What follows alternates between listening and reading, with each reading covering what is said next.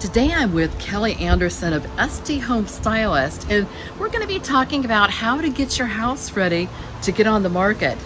Now, welcome, Kelley. Thanks. I'm glad to be here. This is great. I hope what I give you today is going to be helpful just to get started in getting your house ready for sale. And so at this time, I mean, it can be overwhelming at first. But if you take one task at a time, it'll work it out. But let's get started on how about outdoors. That's right. I was going to say, let's start on the outdoors. This is going to be a 3-part series, and we're going to take a look at the outdoors. And tell me, first of all, for getting the outdoors ready, why is it important for sellers to get the outdoors ready? Instead of just focusing all on the inside? Exactly. Well, first of all, you want to get those buyers inside the door. So what do they have to cross over first is whatever's going on the curbside, the front door, the landscape. You want them to be excited about it when they get there and see, wow, this looks great. I can't wait to see what's inside the house. So let's start with landscaping.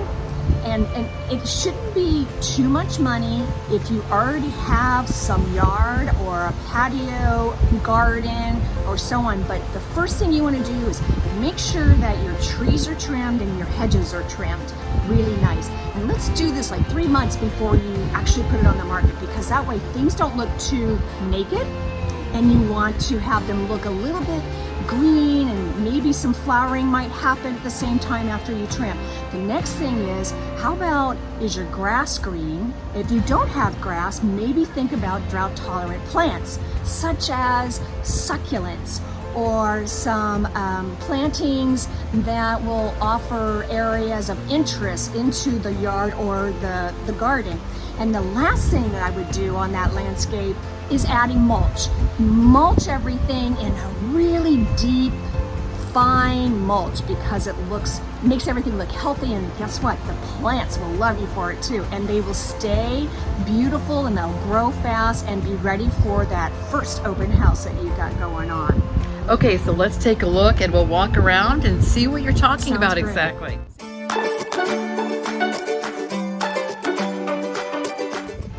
There's a couple examples I want to show you on those plants, especially the succulents and any of the other drought tolerant plants that I would recommend if you needed to add any plants to your garden or your landscaping, just to get things going for, that first open house. First of all, I would point out here, we've got some great agave, as well as some aloe, and those are beautiful plants you can purchase as they are in the pot, and then plant them in, and it gives you such structure and height and such into your landscape. Let me point out also for you a bit on the birds of paradise. You can see over here. So these are some birds of paradise, which gives you some height, so elevation in your landscape. It also provides some color, which are beautiful. They are moderate water to drought, so you don't need to worry too much about too much water on those, as well as too little water. They'll let you know when they're thirsty, but they're really easy to take care of.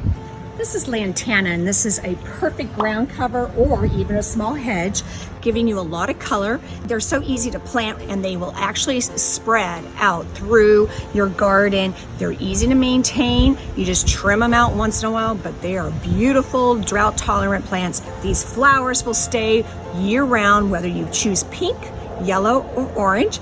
And then right behind here, I just wanted to show a flax. This flax right here actually is from New Zealand or in Australia. They come in different colors, greens and reds and yellows and such, and they are the same kind of climate as here in California, and that's why they do so well, whether it's in the shade or in the sun. So you can't go wrong. It just adds a little bit more elevation, as well as all the other plants I had just mentioned. So think about irrigation now on your property. If you have a watering system, this is the time to check to make sure it is working properly before you even get any of your plantings put in there. If you were going to add any to your gardens or the landscape to update it ready for that open house. So make sure you have a system that's already up to date. If you don't have a sprinkler system, then think about how you're going to water and how you're going to place those plants so that it doesn't become a problem later on down the road where they're dying out or not getting enough water. So here's a great example, Kathy, for the finishing touches of your landscape and your curb appeal.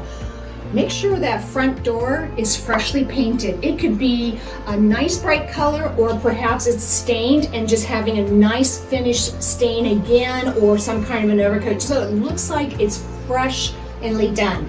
Lastly, I would put in a modern style lamp. Make sure that you have adequate lighting at that door, because you never know if there's going to be any showings at night as well. But also it shows that you have updated your home and they can't wait to get inside.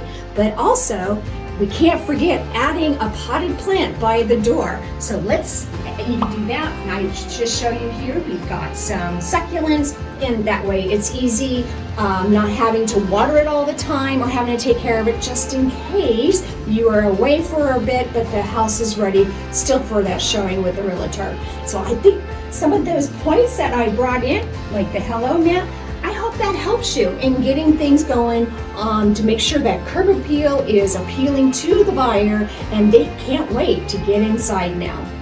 Well, Kelley, thank you so much for giving those great ideas about getting the outside all ready to go. And next week, we're going to be talking about updating the interior.